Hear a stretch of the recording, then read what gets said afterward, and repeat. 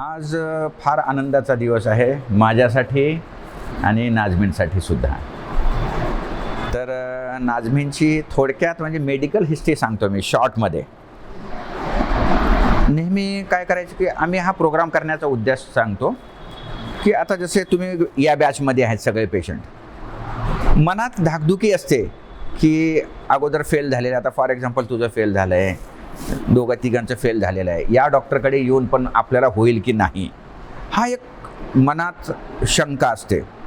दुसरी गोष्ट, नुसतं पैशाचाच प्रॉब्लेम नसतो, सायकॉलॉजिकली पण आपण डिस्टर्ब झालेला असतो की आपल्याला वाटतं की साले पैसे गेले तर गेले, मूल व्हायला पाहिजे. आणि एक वेळा किंवा दोन वेळा फेल झालं तर नंतर असं वाटतं की आपल्या नशिबात आहे का नाही. आणि आपल्याकडे अशी सिस्टीम आहे की मूल नाही झालं की त्या बाईतच काहीतरी दोष आहे असं समजलं जातं. नवऱ्याकडे कोणी विशेष लक्ष देत नाही आणि नवरा लक्ष पण देत नाही, कोण काय म्हणलेलं ते ऐकत पण नाही. बायका मात्र त्याच्यामध्ये झुरायला सुरुवात करतात की कसं व्हायचं आता आपलं काय आहे. म्हणजे ते हिंदू असो मुस्लिम असो सगळीकडे बायकांना जास्त प्रॉब्लेम असतो, पुरुषांना तेवढाचा प्रॉब्लेम नसतो.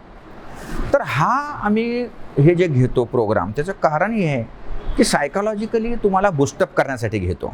म्हणजे आमची पब्लिसिटी करण्यासाठी नाही.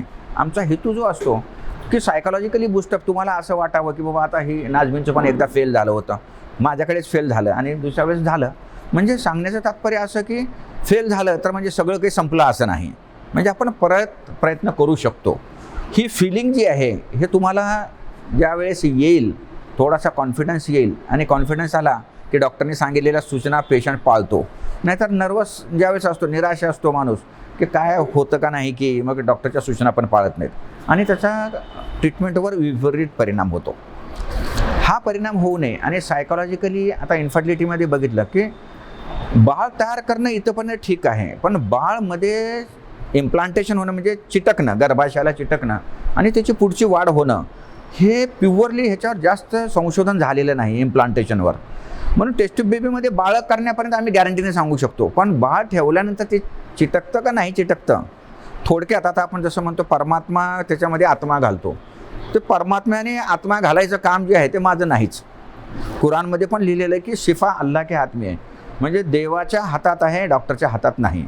आता बरेच लोक तुम्ही सगळे माझी तारीफ करता, ती वेगळी गोष्ट आहे, पण फायनल आउटकम जो आहे तो देवाकडेच असतो. आणि हा आउटकम जे आहे सायन्सने हे सिद्ध केलेलं आहे, ज्यावेळेस तुम्ही स्ट्रेसमध्ये असता म्हणजे टेन्शनमध्ये असता, त्यावेळेस डोक्यामधून जे काही मेंदूमधून निघणारे हार्मोन्स असतात, ते हार्मोन्सचा त्याच्यावर विपरीत परिणाम होतो. हा विपरीत परिणाम होऊ नये ह्याच्यासाठी मी बऱ्याच ठिकाणी नवऱ्याला पण सांगतो की बाबा बायकांना भांडू नका या मधल्या काळात, कमीत कमी पैसे जास्त लागले, कमी लागले, खर्च येऊ लागला, कारण मी त्याच्यासाठी अगोदरचं डिव्हिजन करतो. नवऱ्याने पैसे द्यायचं आणि धातू द्यायचं, एवढंच काम करायचं, बाकी काही काम करायचं नाही मूल होईपर्यंत, मी असं सांगतो. म्हणजे सांगण्याचं तात्पर्य थोडक्यात असं आहे की तुम्हाला टेन्शन फ्री ठेवण्यासाठी आम्ही असे हे प्रोग्राम करतो. आणि समोरच्याला बघून, आता बाळं बघून वाटतं की हां अरे हिला झालं म्हणजे आपल्याला पण होऊ शकतं. ठीक आहे, तर ह्याच्या मागची पार्श्वभूमी ही आहे. आता मी थोडक्यात ह्या बाळांचा आणि आईवडिलांचा सत्कार मी ह्यांना करायला सांगतो. विशाल त्यांच्या मिस्टरांना देतील बुके. सगळ्यात अगोदर बाळांचं सुरू करतो, बाळा पण सुरू करतो. ही आमच्या मॅडमने पद्धत सुरू केलेली आहे. बाळाला एक ड्रेस द्यायचा और ये दुसरा क्या रहता रे, बेबी किट. हां बेबी किट. विशाल तू एका बाळाला दे, इधर आते सामने आओ. विशाल तू इधर ही ठहर, वो ऐसा ये करेंगे. हाँ फूल का हार दो ना विशाल को, दे ना. ऐसा ऐसा ऐसा ऐसा ठहरो, इधर आओ. हाँ ऐसा, तू इधर हाथ. हाँ कि बाळाला किट काय बच्चा कहाँ दिए, पकड़ो यार तुम्हारा है. ले रहे बच्चों के लिए पहले लेने की प्रैक्टिस करो. दो हैं ये, एक माँ लेना पड़ेगा, एक तुम लेना पड़ेगा. हाँ ऐसा घूमो. बच्चा दिखाओ यार, बच्चे का चेहरा दिखना चाहिए. हाँ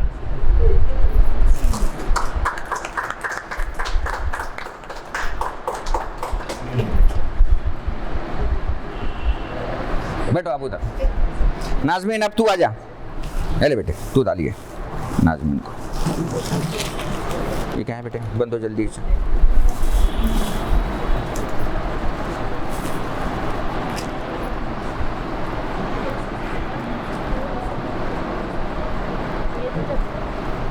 नहीं, आराम से करो, जाते।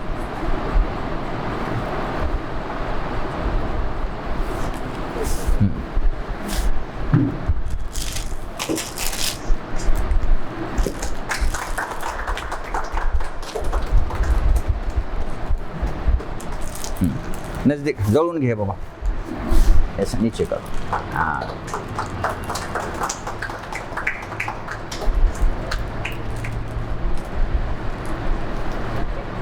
खरंच आमचे सगळे बाळं बघतो, म्हणजे कमी दिवसाचे असो किंवा हे असो। आणि अल्हम्दुलिल्लाह आत्तापर्यंतचा रेकॉर्ड आहे विशालकडे, एक्सेप्ट फक्त एक बाळ, तेही तिला त्या पेशंटला डेंग्यू झाला होता, म्हणजे तेवढं एक बाळ गेले 20 वर्षामध्ये, सगळे बाळं जिवंत आलेत। पूनम लवटे का एक बेबी गया था खाली, डेंग्यू के इसकी वजह से सेप्टिस्मिया से गया था, नाही तर सगळे बाळं आत्तापर्यंत जिवंत आलेत। म्हणून मी कधीही सीजर करण्याच्या अगोदर विशालला बोलवतो, बाबा इतक्या दिवसाचं बाळ आहे, मी एवढे दिलेत, आणखी तुझं काही म्हणणं आहे का? मग त्याने 1-2 दिवस अगोदर मला सल्ला देतो, सर बाळ चांगलं राहण्यासाठी हे एक द्यावं लागेल, आणि मग आमच्या दोघांच्या सल्ल्याने आम्ही करत असतो। आणि अल्हम्दुलिल्लाह जवळपास 2000 पासून, म्हणजे आता 21 वर्ष होऊ लागते, 21 वर्षापासून आमची जोडी कायम आहे, म्हणजे बाळाचं डिपार्टमेंट ते बघतात। मी आज त्यांचा एवढा बुके देऊन सत्कार करतो।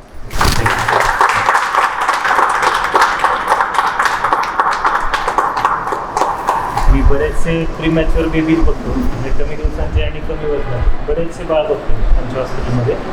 पण सरांच्या इथले जे बेबी आहेत ना, सरांच्या इथून बेबी येणार म्हणजे मी एकदम निवांत असतो। मला माहिती आहे की कारण ते आईच्या गर्भामध्ये असतानापासून बेसिक न्यूट्रिशन सरांनी इतकं प्रॉपरली त्याला दिलेलं असतं 7व्या महिन्यापर्यंत, की त्या बाळामध्ये कॉम्प्लिकेशन्स येण्याच्या शक्यता खूप कमी असते।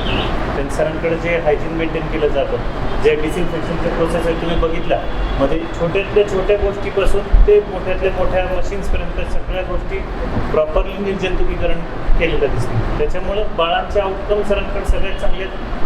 आणि तिथल्या बाळाचे रिझल्टसही जिथं KGN हॉस्पिटलचे जे बेबी आहेत ना, यांच्यामध्ये न्यूरोलॉजिकल आउटकम म्हणजे बाळांची मेंदूची वाढ, बाळाची ओव्हरऑल शारीरिक वाढ हे पुढे चालूनही चांगली दिसून येते। आता एक मला आठवतं सर, बेबी 63 वर्षाची एक आई होती, पोस्ट मेनोपॉजल प्रेग्नन्सी, रुक्मिणबाई गुंजुटे। आता त्यांचं बाळ होतं 950 ग्राम, त्याच्यात ते लावलेला चिमटा आणि गुंडाळलेला कपडा याच्या सहित त्याचं वजन होतं 1 किलो। त्याच्यामध्ये त्याला हृदयाला छिद्र होतं। हे बाळ माझ्याकडे जवळपास 37 दिवस ॲडमिट होतं आणि आज ते 7 वर्षांचे झाले, अजून सुद्धा येतात ते सरांना। मेवाती का? हो, मेवाती एक होतं, नाही मेवाती का सर, टेस्ला का था, हाँ टेस्ला का था, येस। राजस्थानचं कपल होतं, आई वडिलांची भांडण करून त्यांनी पळून जाऊन लग्न केलेलं होतं। त्याच्यामध्ये आणि टेस्ट ट्यूब बेबी करायला घरच्यांचा विरोध होता। टेस्ट ट्यूब बेबी म्हणजे काहीतरी दुसऱ्याचा आहे असं त्यांना वाटायचं। तर त्यावेळेला सुद्धा मी बघितलं ना, सर आणि मॅडम त्यांची हेल्प एवढी असायची की म्हणजे त्यांना फायनान्शियल हेल्पपासून सगळं मॅडमनी तर स्वतः बघायची, परत छोटी गोष्टी त्याची मॅडम बघायच्या त्या। Yes yes yes. तर शेवटचा स्पर्म होता मेवाती जे राजस्थानी कपल होते त्याचा, तो शेवटचा स्पर्म काढलेला होता आणि त्याचा म्हणजे त्याला शुक्रजंतू नव्हते, एक नवऱ्याच्या अंडकोशातून शुक्रजंतू काढलं होतं, एकच शुक्रजंतू मिळाला होता आणि त्याच्याने बाळ केलं होतं। आणि त्या बाळामध्ये पण बरेच काही ऑपरेशन करावे लागले, उसकाच ऑपरेशन किए थे, लंग डिफेक्टिव्ह होता, लंगचा एक पीस त्याचं काढावं लागलं जन्मल्यानंतर 15 दिवस। म्हणजे सगळे कॉम्प्लिकेशन होऊन आता एकदम फर्स्ट क्लास आहे बाळ। आता ते दुसरं बाळ करण्यासाठी अभी वो आ रही मेवाती, थोड़ी दिन के बाद बोलते की अब दूसरा बच्चा करने का है बोल के। हा सक्सेस रेट जो आहे तो सरांमध्ये सरांच्या हातामध्ये जादू आहे म्हणतात ना, ती जादू इतक्या छोट्या गोष्टीपासून इतक्या मोठ्या गोष्टीपर्यंत सरांचं पूर्ण बारकाईने लक्ष, त्यांचं डेडिकेशन कामावरचं आणि टीमने सगळा स्टाफ मी ओळखतो। त्या मी जेव्हापासून इथं कॉल, पूर्वी माझे मोठे भाऊ यायचे इथं, मोठे बंधू आणि वहिनी ह्या दोघं जण कॉल बघायचे। जेव्हापासून मी बघतोय कॉल झाली तेव्हापासून इथं मोस्टली ओळखतो की आमचं डेडिकेशन, सगळं जे स्टाफ आहे यांचं डेडिकेशन, नूरचं तर स्पेशली म्हणावं लागतं। म्हणजे असा पर्सन मिळणं हे खूप मोठी गोष्ट आहे। सारखं, कारण की तो सगळं काम सांभाळ सगळं सरांचं प्रत्येक म्हणजे सरांना एवढा वेळ जे याच्यात कॉन्सन्ट्रेट करायला मिळतो त्याच्यामध्ये मोठा वाटा त्याचा पण आहे. सगळी टीमच खूप चांगली आहे KJ त्याच्यामुळे KJ सुंदर. मला थँक्यू मला त्यात दिल्याबद्दल. दुसऱ्या डॉक्टरकडे पेशंट पाठवत असतो. पण आमच्या इथलं एक विशेष सांगता येईल तुम्हाला. माझ्याकडे आत्तापर्यंत एक पेशंट पाठवला फिरदौस शेख म्हणून, जे सौदी अरेबियामध्ये नाही अमेरिकेत तिचं ट्रीटमेंट झालेली आहे आणि तिला पाळी येत नाही म्हणून आता येऊ लागली ती, आम्ही IVF करू लागलो. नाहीतर मॅक्झिमम माझे पेशंट या पेशंटने त्या पेशंटला सांगितलं, त्या पेशंटने त्या पेशंटला सांगितलं, असेच येतात. आता माझ्याकडे हे जे पेशंट आले होते हे इकबाल भाई म्हणून आमचे मित्र, नमाजमध्ये आम्ही मिळून नमाज पढ़तो एका ठिकाणी. तर त्यांनी सांगितले की हमारे दोस्त की ऐसा ऐसा है प्रॉब्लेम आहे. मग बोलले क्या ह्यांच्या घरातलं एकाला म्हणजे ह्यांना 2 मुलं आहेत. तर पहिल्या मुलाला पहिल्याच प्रयत्नात झालं आणि नाजमीनला 3ऱ्या प्रयत्नात झालं. पण सांगण्याचं तात्पर्य असं की त्यांनी आमच्यावर विश्वास ठेवला. एकदा फेल झाल्यानंतर 2दा फेल झाल्यानंतर सुद्धा की आपल्याकडेच करायचं, ह्याच डॉक्टरकडे करायचं. नाहीतर सहसा काय होतं, एवढे पैसे गेले, फेल झालं, काही उपयोग नाही, म्हणजे पेशंट नाराज होतो.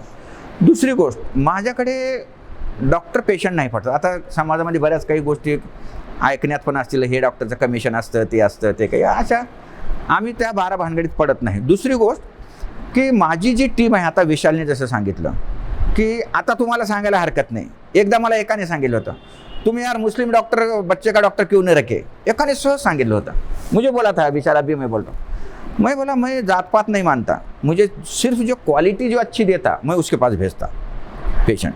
आणि खरोखर म्हणजे मला अभिमानाने सांगावं लागतं विशालचं डेडिकेशन, की डेडिकेशन तुम्ही कसं आलेलं असतं की गरजू आणि फार लास्टच्या स्टेजला आलेले असतात. ह्याच्यामध्ये व्यवहार किंवा कमर्शियल बघायचा नसतो. याच्यामध्ये त्या माणसाला लवकरात लवकर आनंदी कसं करता येईल ह्याच्यासाठी जे जे आवश्यक आहे ते करत असतो मी. म्हणूनच मी माझ्याकडे जे आहे ते पेशंटला पाठवतं की ज्यावेळेस पेशंट माझ्याकडे 3-4 महिने राहतो, 3-4 महिने ज्यावेळेस बघतं त्याने बाळक करेपर्यंत आणि बाळक घालेपर्यंत, त्यावेळेस लवकर त्यांच्या लक्षात येतच कोण कसं बोलतो, कमर्शियल व्ह्यू आहे की माणुसकीचा व्ह्यू आहे हा कळतोच. तर त्याच्यामध्ये इकबाल भाई मी ह्याच्यासाठी सांगतो की इकबाल भाई ना एक बार फेल हुआ तो क्या हुआ, डॉक्टर साहब अच्छे आहे म्हणून परत त्यांनी मला या पेशंटचं करायला सांगितलं. इकबाल भाईने आत्तापर्यंत 3-4 पेशंट पाठवले. वो आहे नाही वो उसका नाही आहे क्या. हां, ह्याने आणखी एक पेशंट पाठवला होता. त्या पेशंटला आमच्याकडे मुलगी झाली. त्याच्यानंतर मी जाताना सांगितलं की इकबाल भाई आप मेरे पास लाने की जरूरत नहीं, खुद ब खुद हो जाएंगे. बाद में हो गया ना. क्या हुआ, लड़का की लड़की. माझ्याकडे मुलगी झाली, नंतर मुलगा आपोआप झाला, नॅचरली कन्सेप्शन झाला. तर आज मी त्याच्यासाठी इकबाल भाईचा सत्कार करायचा मला.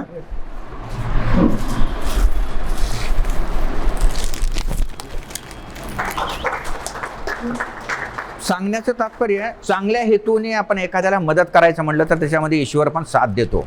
ज्याच्यामध्ये स्वार्थ नसतो, निस्वार्थपणाने आपण एक दुसऱ्याला मदत करायचं म्हटलं तर त्याच्यामध्ये ईश्वर पण साथ देत असतो.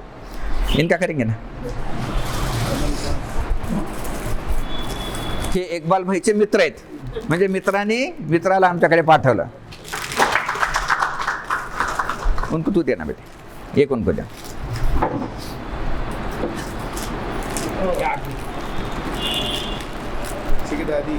दादी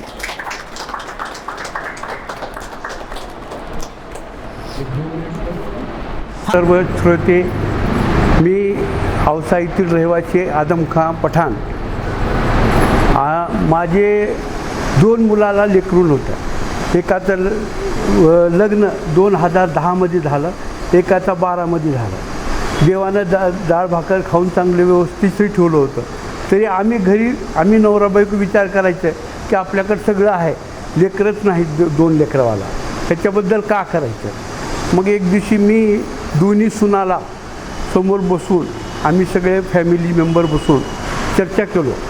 बघा, आम्ही खर्च करायला तयार आहोत, तुम्ही प्रतिसाद देणं, पेशंटला प्रतिसाद देणं ही तुमच्या मर्जीवर.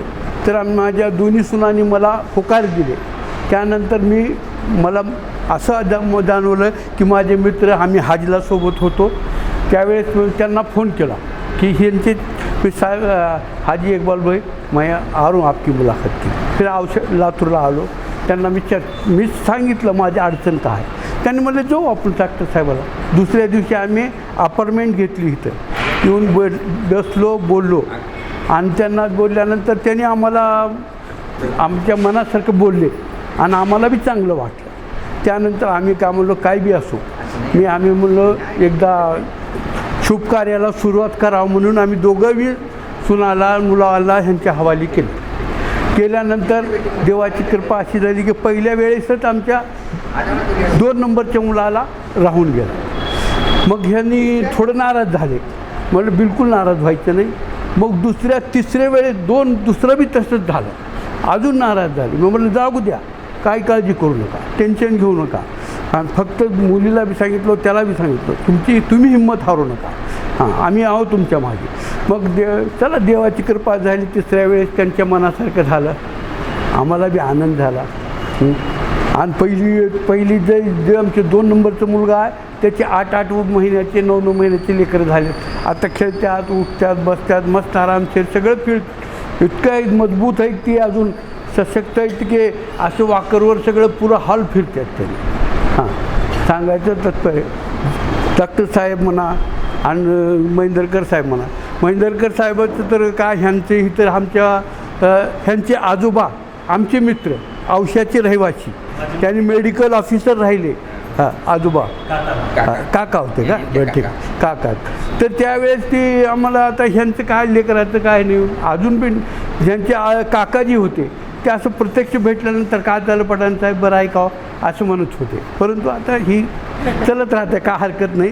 परंतु त्यांच्या प्रयत्नाला यश आलं आणि आमचं बी चांगलं झालं आणि असं सगळ्याचं चांगलं होवं आणि असे आपल्या सर्वांचा आशीर्वाद हे डॉक्टर वर्कर्स टीमलाच मिळावं. हां आपण काय देऊ शकणार देऊन काय नुसतं आशीर्वादच देऊ शकणार. आपल्या हातात तर काही नाही ना द्यायसारखं. हां एवढंच बोलून मी माझे 2 शब्द संपवतो. मेरा इधर आने के बाद 1 बार 2 बार फेल हुआ था. तीसरी बार मैं नाकबौड़ी थी. अब 2 बार होने के बाद मुझे लगता था तीसरी बार भी नहीं होगा बोल के नहीं. लेकिन मुझे डॉक्टर साहब ने बोले इतनी बार मेरे ऊपर भरोसा करके देख तेरे को नहीं हुआ तो फिर बोल. फिर डॉक्टर साहब की वजह से मैं तीसरी बार तैयार हुई थी और मेरा सक्सेस हुआ. एक लड़का लड़की हो गए. इसलिए मैं डॉक्टर साहब का शुक्रिया अदा करती हूँ. और हमारे सास ससुर का भी उनके हमारे ससुर के वजह से मैं इधर हॉस्पिटल में आने वाली हूँ. हाँ उन्होंने ला के दिखाए आगे कोशिश करना तो हमारा काम था. लेकिन पहले शुरुआत में उन्होंने ला के दिखाए ना इधर. इसकी वजह से सब ने मेहनत करे मेरे लिए. डॉक्टर साहब ने बहुत ज़्यादा करे. तो शुक्रिया सबका. अल्लाह का शुक्र है कि अल्लाह पाक ने देखो औलाद का देना न देना ये अल्लाह के हाथ में है भगवान के हाथ में है. ये इंसान कोशिश कर सकता है और अपने हाथ में है भी नहीं हो. इसलिए हम भी दुआ करते हैं कि ऐसे बहुत सारे हमारे बहनें हैं जिनको औलाद नहीं है तो वो अगर ऐसे डॉक्टर साहब से मुलाकात करेंगे इंशाल्लाह. डॉक्टर साहब भी क्या कर सकते वो कोशिश करते वो बार हमारे पास यही जिक्र करते कि भाई मेरे हाथ में कुछ भी नहीं मैं खाली कोशिश कर सकता हूँ. कोशिश मेरे मुकद्दर उनके हैं लेकिन अल्लाह पाक ने उनके हाथ में ऐसी शिफा दी वाली है. न जाने उनके अल्लाह ही जाने कि अल्लाह पाक ने उनके हाथ में इतनी शिफा दी कैसा है. हम भी दुआ करते हैं. बहुत सारे ऐसे उनको दुआ देते हैं कि भाई बहुत सारे हमारे बहनें ऐसे जो उनकी बेबसी की ज़िंदगी गुजारते हो उनका औलाद नहीं होते हुए लेकिन अल्लाह पाक ने उनके हाथ में ऐसी शिफा दी वाली है और ऐसी कामयाबी दी वाली है. हम यही दुआ करते हैं कि ऐसे बहुत सारे बहनें अगर जिनको यहाँ पता नहीं है उनको हम जाकर बोले और उन्हें आएंगे तो अल्लाह से उम्मीद है कि डॉक्टर साहब कोशिश करेंगे और इंशाल्लाह उनको खूब औलाद देंगे इंशाल्लाह ताला. कि अल्लाह ताला ऐसी डॉक्टर साहब के हमारे हाथों में ऐसी शफा दे उनके हाथों से ऐसे उम्मत में बहुत फ़ायदे हो. जो बेचारे जो बहनें जो नर्वस हैं सब कुछ जैसा हमारे आदम भाई ने बताया कि भाई सब कुछ होती है भी जब औलाद नहीं तो नाराज़गी रहती इंसान की. लेकिन अल्लाह पाक ने कुछ बंदों के हाथ में कुछ शिफा दी वाली है. अल्लाह तो सभी करने वाले लेकिन शिफा कुछ ऐसे नेक लोग के हाथ में दी वाली. ज़रूर इनके हाथ से कोई ऐसे इनके बाप दादों के हाथ से इनके नस्लों के पिछले जो इनके बाप दादा थे उनके खैर के ऐसे काम हो वाले जो ऐसे औलाद के हाथ में अल्लाह उनके हाथ में दिए वाला है. हम अल्लाह से यही दुआ करते हैं कि अल्लाह पाक डॉक्टर साहब का ऐसे ही चले और ऐसे इनके हाथों में शफा दे, जिनको अल्लाह औलाद नहीं दिए अल्लाह औलाद दे, और हमारे डॉक्टर सबके हाथ से दे अल्लाह मदद करे। बोलो 2 मिनिट काम आपण शेवटाला घेऊन येत आहोत.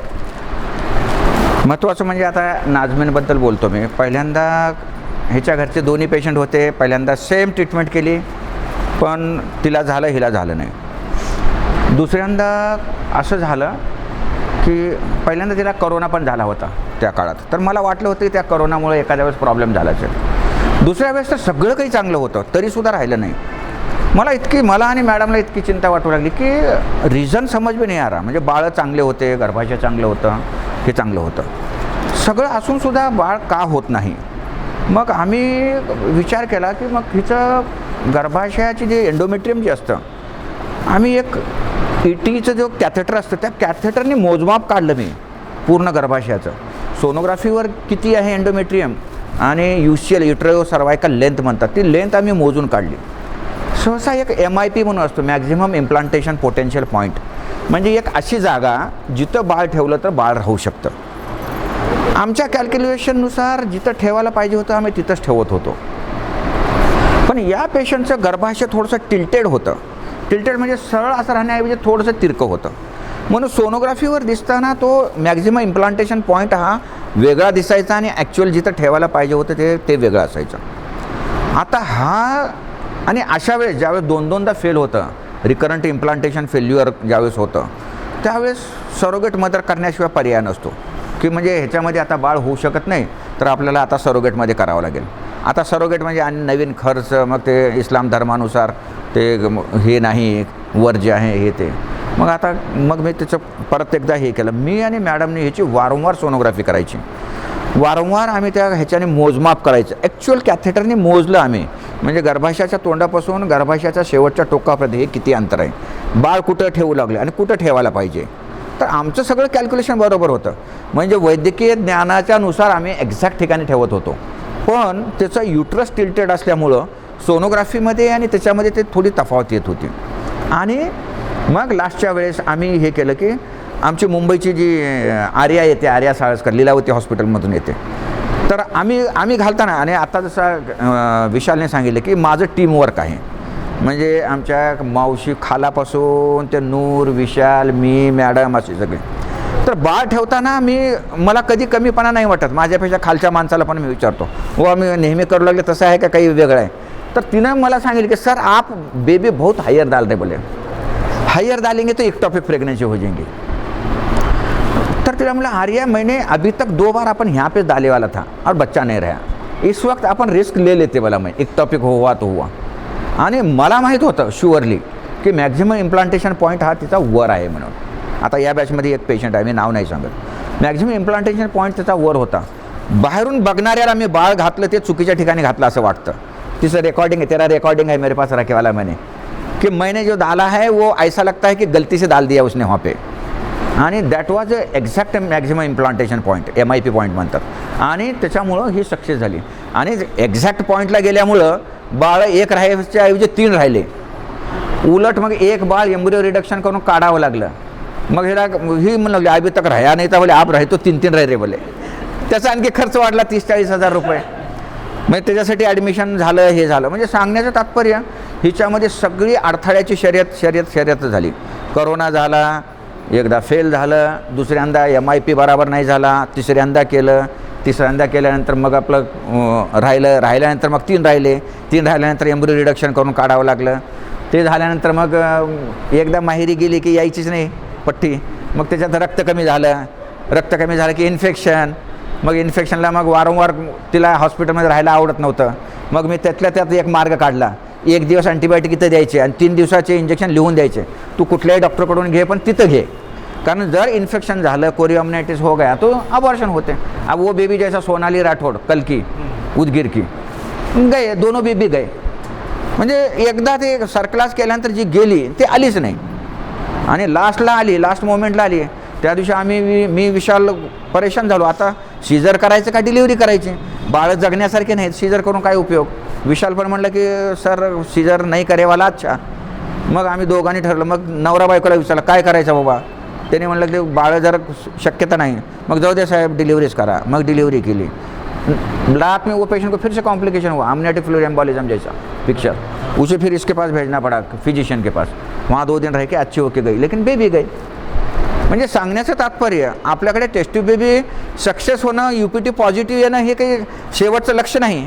आपलं अंतिम लक्ष असतं की बाळ घरी असं जायला पाहिजे, असा सत्कार होणे इन्शाल्लाह. आलं की लक्षात.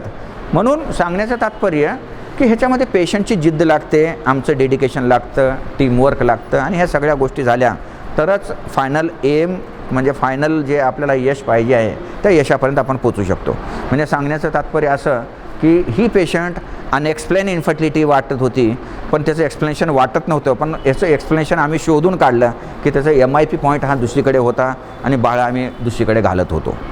आलं की लक्षात. म्हणून सांगण्याचं तात्पर्य असं तुम्हाला सगळ्यांना, आता पुढच्या बॅचच्या लोकांना, की एखाद्या वेळेस फेल झालं तर हिंमत हारायची नसते. दुसरी गोष्ट डेडिकेशनने करायचं असतं, आणि तिसरी गोष्ट जर एकदा प्रेग्नंट राहिली तर पळून जायचं नसतं. हां, विशालचा हात लागल्याशिवाय जायचं नाही पुढे. विशालचा एकदा हात लागला की नंतर येऊच नका, डायरेक्ट पोरांच्या लग्नामध्येच बोलवा आम्हाला. आलं की लक्षात. तर एवढं बोलून मी माझं भाषण संपवतो. आज सगळ्यांनी वेळात वेळ काढून, इक्बाल भाई आले, ह्याने पठाण भाई आले, विशाल आला, OPD सोडून आला आहे, आणि सगळ्यांनी हा म्हणजे सगळ्यात महत्त्वाचं म्हणजे दुसऱ्याच्या आनंदामध्ये जर आपण आनंद मानत गेलो तर जीवन हे फार चांगलं वाटतं. That is best thing. आमचे एक सर होते, देशपांडे सर म्हणून, ते म्हणायचे की भोगामध्ये तेवढं सुख नसतं जेवढं त्यागामध्ये असतं. म्हणजे लोकांना तुम्ही काही दिलं आणि तो खुश झाला, त्याची खुशी बघून आपल्याला जी खुशी होते ती लॉन्ग स्टँडिंग राहते, ज्याच दिवस टिकणारी खुशी असते ते. तो दूसरों का भला होते हुए देख के अपने दिल को खुश होना, ये सबसे बड़ी खुशी रहती. खुशी पैसे से नहीं आती, पैसे से नहीं आती, या फिर कुछ भोग के जो वस्तु रहते हैं, बहुत सारे कार है, बहुत सारे प्लॉट है, ये है, उससे नहीं होता. लेकिन आप जाते को तो अभी नाजमीन जैसा खुश होके जा रही है, इसकी खुशी देख के कभी याद भी आया, हाँ नाजमीन को 2 बच्चे हुए थे अपने पास, मेरा मैं दिल में रात के 12 बजे भी खुश हो सकता हूँ, है कि नहीं. कार को देखने के बाद भी खुश हो सकता, हाँ मेरे पास बड़ी कार है. लेकिन ये तो खाली ख्याल भी आ गया कि अल्हम्दुलिल्लाह अल्लाह के फजल से अल्लाह ने अपने को ऐसा चांस दिया कि हमने उसके खुशी का हम एक हिस्सा बन सके. तर सांगण्याचं तात्पर्य असं आहे की हिंमत हारायची नसते, आपण चांगल्या पद्धतीने असंच कार्य करत राहूत. मॅडमने त्यांच्या शेवटच्या श्वासापर्यंत काम केलं, आपण पण तसंच करत राहूत. इंशाअल्लाह इंसानियत के लिए हम काम करेंगे. ठीक आहे, चलो, ओके, थँक्यू.